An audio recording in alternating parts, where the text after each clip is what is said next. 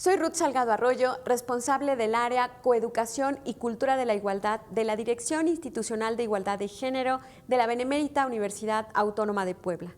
Bienvenidas, bienvenidos y bienvenides. En este programa platicaremos sobre los derechos humanos de los niños, las niñas, las y los adolescentes y la cultura de la igualdad.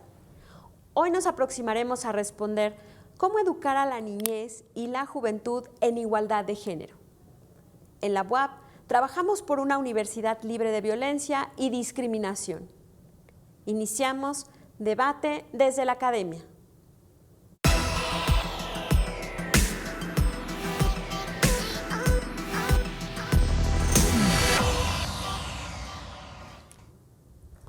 Estoy muy contenta por presentarles a la maestra Laura Angélica Montes Munguía y a la maestra Ireri Fernández Figueroa. Ellas son nuestras invitadas del día de hoy y pues voy a presentarlas de manera más formal. Laura Montes es licenciada en Derecho por la UPAEP y es maestra en Derecho Civil y Mercantil por la UAP. Ha cursado el diplomado en Derecho Constitucional y Amparo por la Universidad Autónoma de Tlaxcala y también el diplomado Protección Internacional para Niños, Niñas y Adolescentes en el Instituto de Investigaciones Jurídicas de la UNAM. Además, ha sido jueza menor de lo civil y de defensa social en San Pedro Cholula, agente del Ministerio Público en el Estado de Puebla y ha ejercido en diversas áreas como la Agencia Especializada en Violencia Familiar y Delitos Sexuales y como supervisora técnica en la Agencia Especializada en Justicia para Adolescentes. Actualmente labora en la oficina de la Abogada General de la UAP en el área penal. ¿Qué tal, Laura? ¿Cómo estás? Bien, gracias, Ruth. Ireri, buenas tardes a todos. Y también les presento a la maestra Ireri Fernández Figueroa. Ella es licenciada en Lingüística y Literatura Hispánica, es maestra en Ciencias de la Educación, ha cursado el diplomado Flaxo en Lectura, Escritura y Educación, es integrante fundadora del Movimiento para una Educación Popular Alternativa, MEPA, tiene formación en literatura infantil y juvenil, además de formación en derechos humanos, feminismos, juegos cooperativos, resolución no violenta de conflictos y en lenguaje incluyente y no sexista. Ha trabajado en organizaciones no gubernamentales y comunitarias. Ha asesorado y dado acompañamiento en procesos de formación del profesorado. Es coautora de los siguientes textos: La artimaña y el prodigio, Apuntes sobre la lectura lúdica en la escuela en Editorial SM y Torre de Palabras, que se publicó con apoyo de la beca Benaiges, espero haberlo dicho bien. Es corredactora de la nueva versión de la Carta de la Escuela Moderna. Actualmente es maestra y coordinadora de la primaria del Centro Freinet Prometeo, aquí en la ciudad de Puebla. Muchas gracias, compañeras, es un gusto. ¿Qué tal, Ireri? ¿Cómo estás? Muy bien, gracias. Muchísimas gracias por su presencia, por aceptar pues esta invitación y pues ocupar este espacio de encuentro para discutir estos temas que nos preocupan mucho y que discutimos eventualmente en los espacios no formales cuando nos encontramos. Una escuela comprometida con los derechos de la infancia y la cultura de la igualdad tiene como premisas los derechos humanos en su proyecto educativo. Impulsa que la comunidad educativa se gestione con valores intrínsecos a los derechos humanos, que la escuela articule cambios en la cultura relacional y democrática. No obstante, hay otros contextos donde hace falta información sobre derechos humanos. Por ahí se dice coloquialmente que los derechos sirven para proteger a los delincuentes, Laura. ¿Cómo ves? Bueno, aquí quisiera hacer un acotamiento. Yo creo que es una idea equivocada, una idea errónea que tenemos en general. Los derechos no sirven para proteger delincuentes, no. Tenemos en nuestra Carta Magna, en nuestra Constitución política de los Estados Unidos mexicanos, precisamente en el artículo 20, un apartado, el apartado B, que señala los derechos de toda persona imputada. Y en este caso va a señalar como un principio fundamental, incluso que está establecido en los tratados internacionales, que el principio de presunción de inocencia. ¿Qué quiere decir con esto? Que va a tener derecho a un debido proceso, que hasta que se le demuestre que es culpable va a poder ser considerado como tal. Y en ese sentido, pues dentro de todo su procedimiento, toda persona tendrá que ser respetada, tiene derecho a una defensa legal, técnica, es decir, por un abogado titulado y además que conozca el procedimiento penal acusatorio, también que no esté incomunicado, que sepa de sus derechos, que tenga derecho a estar presente en todas y cada una de las audiencias, básicamente. Entonces, no, o sea, a veces se confunde, ¿no? El hecho de que reclaman ese tipo de derechos dentro de su procedimiento no quiere decir que se le proteja como erróneamente lo consideramos, ¿no? Como si de manera absoluta todos los derechos fueran para todas las personas. Sí. ¿no? No. Y ciertamente eso pues no se aplica siempre. Lamentablemente no. Precisamente por eso es que ha habido reformas en el sistema penal, en general, en las leyes, en las normas, porque lamentablemente hay violaciones en el procedimiento, y no solo hacia los imputados, sino también a veces hacia las víctimas, hacia los ofendidos. Entonces, esto a veces pues porque depende, o sea, está bien, estamos en un estado de derecho donde existen normas, reglas que debemos de respetar, pero pues lamentablemente no es así, muchas de las veces, ¿no? Lamentablemente. Muchas gracias, Laura. Gracias. Maestra Laura, ¿en qué medida los derechos de las niñas, los niños, las y los adolescentes también son nuestros derechos? Nuestros derechos como personas adultas. ¿En qué medida compartimos derechos? ¿Cuáles son las diferencias sustanciales de los derechos que tienen las infancias y las juventudes de nosotras las personas adultas? Bien, Ruth. Mira, quiero hacer aquí un paréntesis. Como lo había comentado, estamos en un estado de derecho, ¿sí? El derecho como característica principal es bilateral, es decir, tenemos derechos, pero también tenemos obligaciones, tenemos responsabilidades.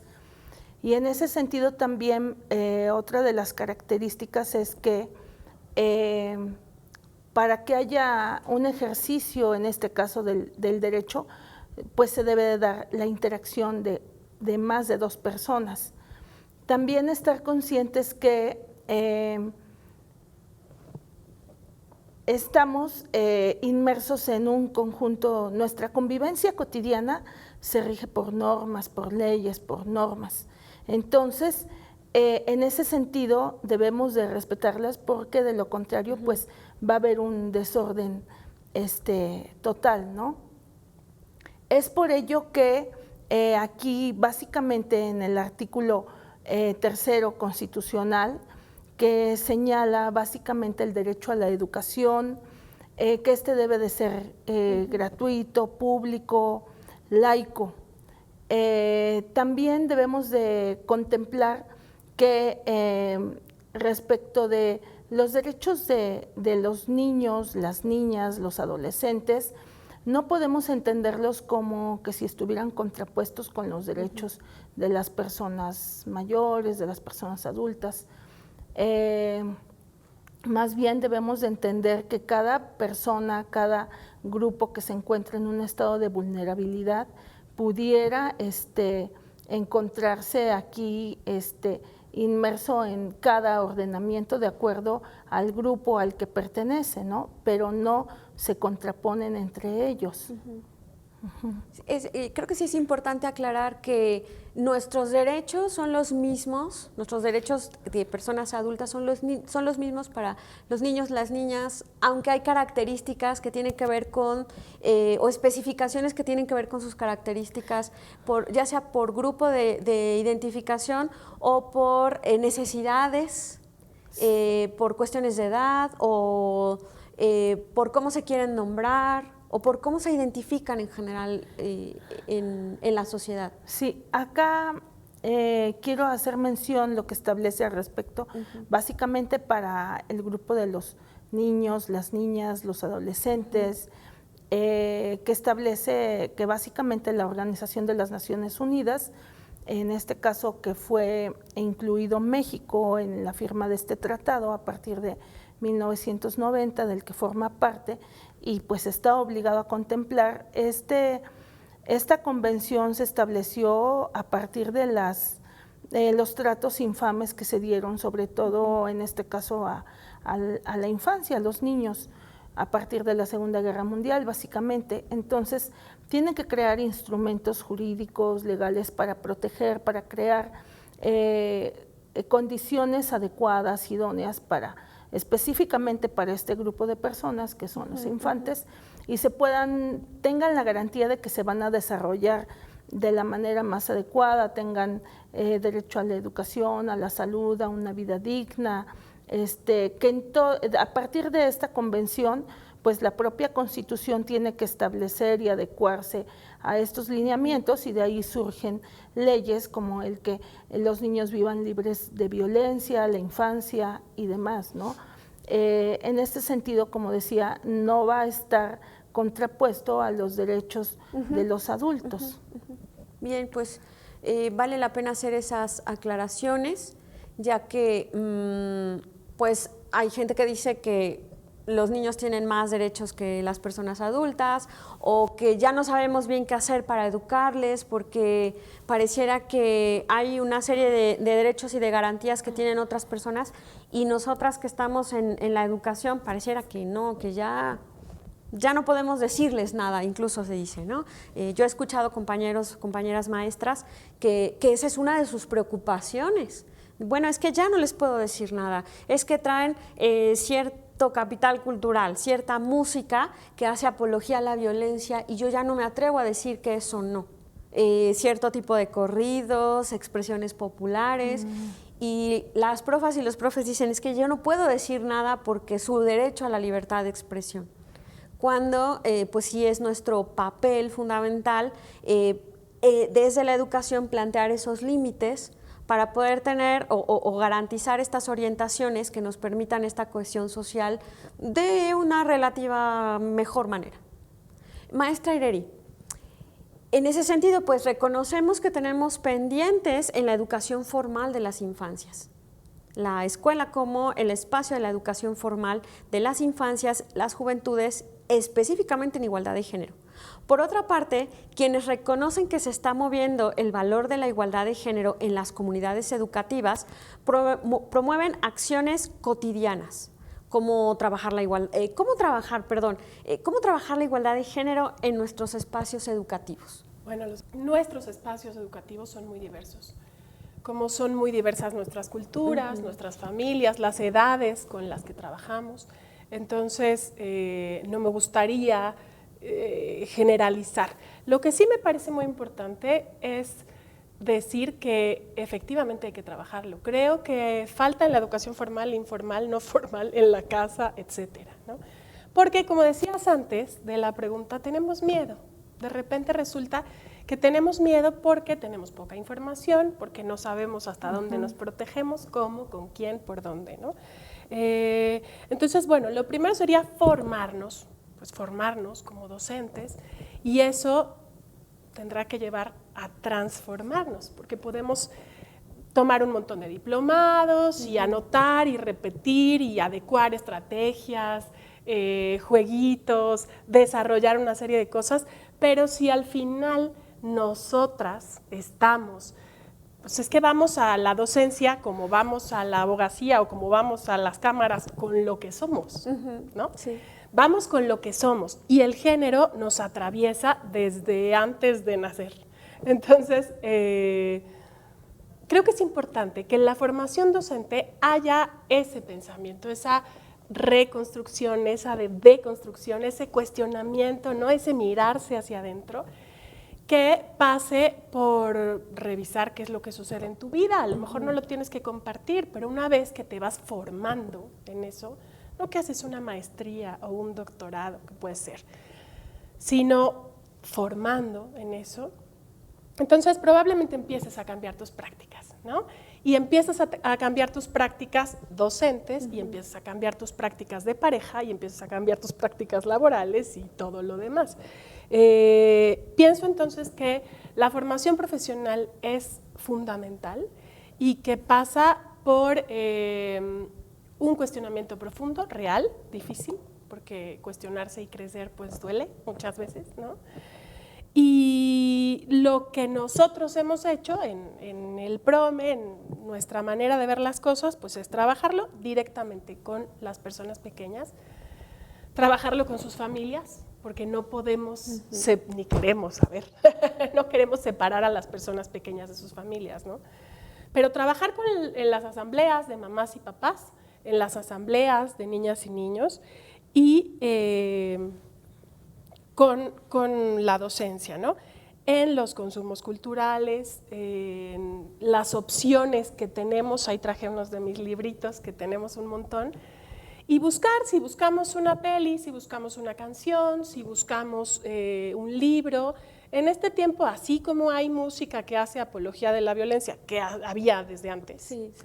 Ahora hay una amplísima oferta literaria, musical, teatral, de cine para las niñas y los niños. Y realmente cosas muy buenas, ¿no? Entonces, podemos llegar a trabajar el tema directamente, que considero que sí es importante. Creo que es importante que sea temprano, porque está estudiado que a los 3 años, antes de los 3 años no, pero a partir de los 3 años ya tienen esos estereotipos de género las personas, ¿no? Y ya saben, ese es hombre, ese es mujer, por cómo se viste, por cómo está su pelo, etc. Entonces, empezar a trabajarlo más temprano, ideal.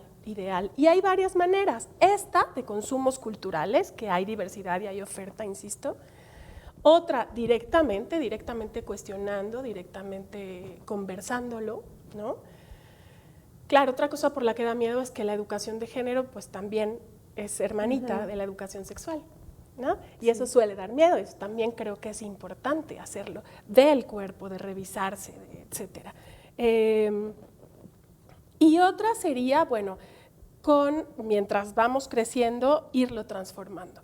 O sea, la teoría y la investigación y el análisis me parece que son necesarios y que están bien, pero con las criaturas podemos hacer un montón de cosas, y yo lo he visto durante los años que llevo. Cuando estamos leyendo algo acerca de una pareja homosexual, ¿no? Aparece como personajes.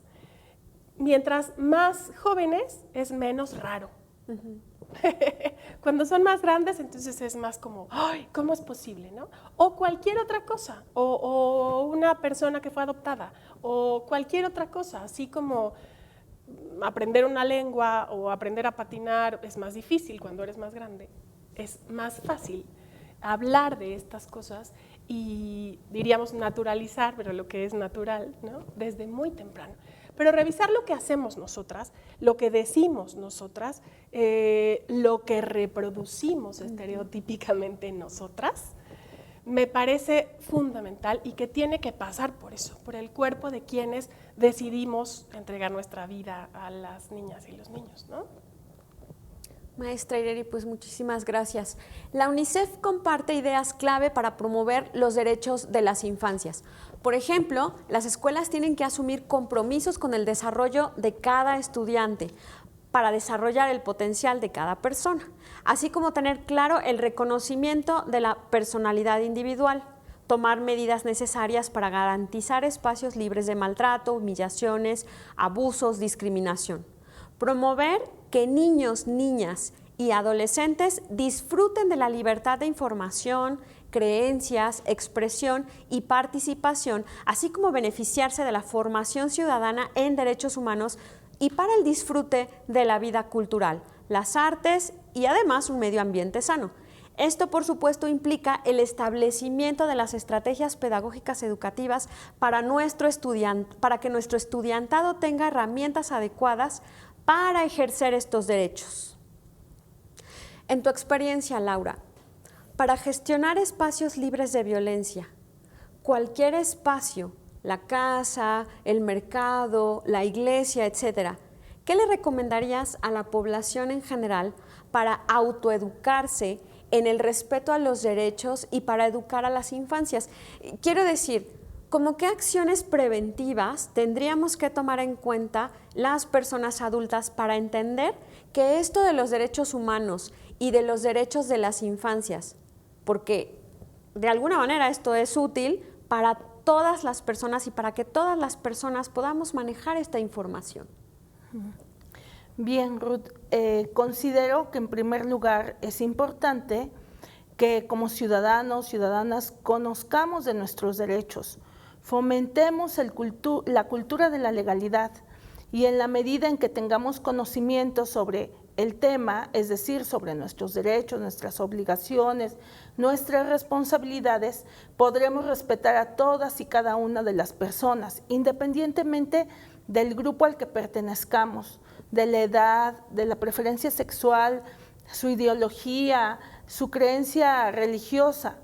Y en segundo lugar, considero que es importante educar a los niños, las niñas, los adolescentes, fomentando el respeto de los derechos de las demás personas. Estos derechos tienen intrínsecamente responsabilidades, es decir, tengo derecho a la educación, pero también tengo la responsabilidad de estudiar. Tengo el derecho a expresarme libremente, pero también tengo la responsabilidad de hacerlo con respeto hacia terceras personas, ¿sí? Y en esa medida nos evitaremos pues muchos problemas. Recuerdo en algunas ocasiones cuando estaba presente en audiencias en el área de justicia para adolescentes, la juez cuando explicaba las sentencias a adolescentes, es decir, personas que habían incurrido en la comisión de una conducta considerada como delito, que estaba entre los 12 años y que podía ser menos de los 18 años, es decir, en este grupo al que nos estamos abocando, les explicaba a los padres, es que tuvieron una conducta permisiva hacia sus hijos, tuvieron una educación permisiva en donde todo dejaban de alguna manera como en libertad, que eligieran y demás, no hubo límites. Entonces ahí yo considero que, pues, Ireri nos podría explicar un poco más, pero que sí hay derechos, pero también hay límites. Y en ese sentido podremos tener una justa medida, ¿no? Y vivir de manera armónica en sociedad.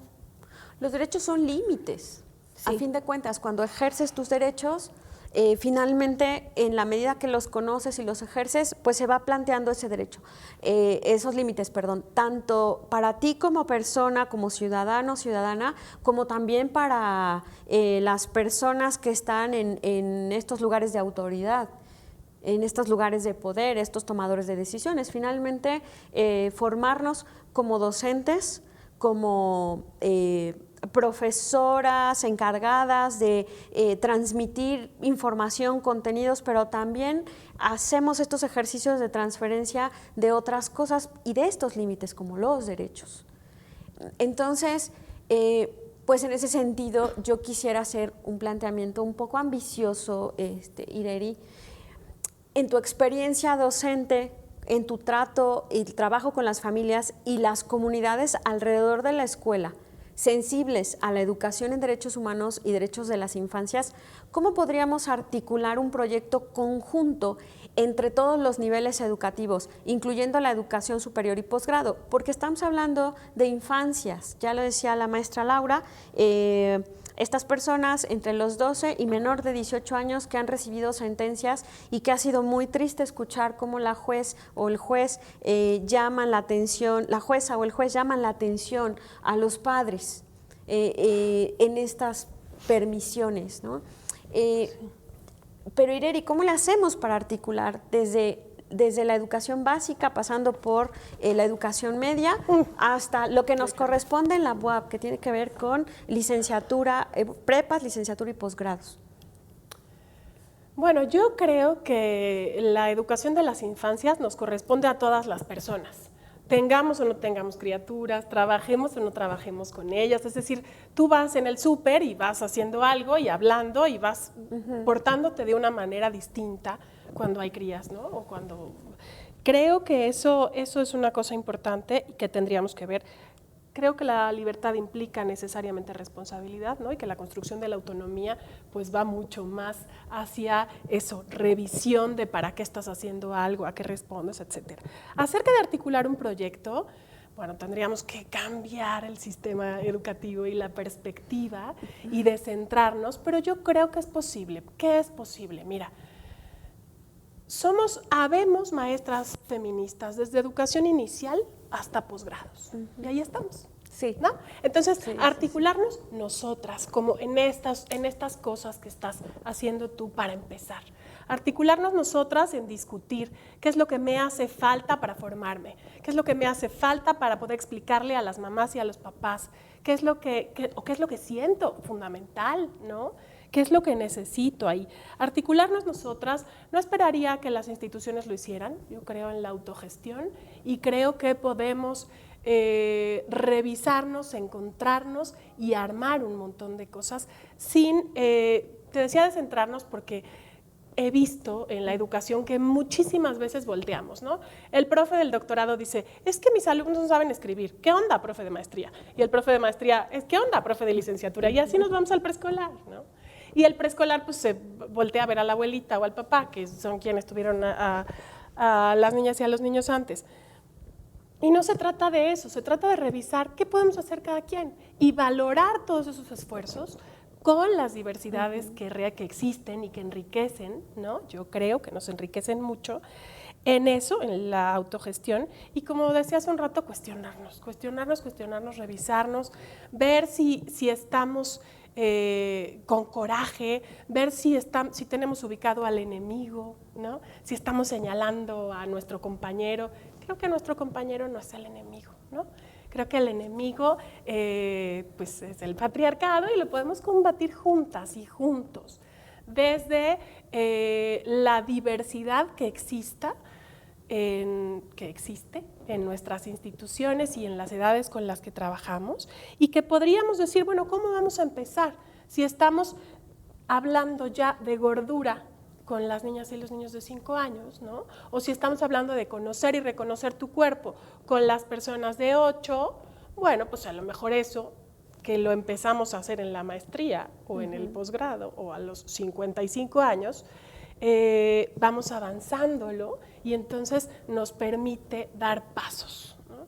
Hacia adelante. Entonces, yo creo que conocer estos esfuerzos que existen, conocer el espacio como en el que ustedes trabajan, conocer los libros y la pedagogía que hay, armar nuestros propios congresos, armar nuestras propias discusiones y a lo mejor hacer, por ejemplo, yo tendría que hacer una lista de materiales que llevo años juntando y que son maravillosos, ¿no? Creo que sería un buen comienzo. Queridas compañeras, pues hemos llegado al final de esta entrevista, debates desde la academia a través de TV WAP. Agradecemos la participación de la maestra Laura Montes y la maestra Ireri Fernández Figueroa. Desde este espacio de conversación y reflexión, les invitamos a conocer las diversas actividades dirigidas a la transversalización de las políticas de igualdad, prevención y atención de la discriminación y violencia de género e inclusión en nuestra universidad. Síganos a través de la página web de la DIGE, https://dige.buap.mx, en redes sociales a través de Facebook DIGE-BUAP y por Twitter @DIGE-BUAP. Muchas gracias, hemos llegado al final de este programa, agradecemos su compañía, que hayan aceptado la invitación, hasta pronto.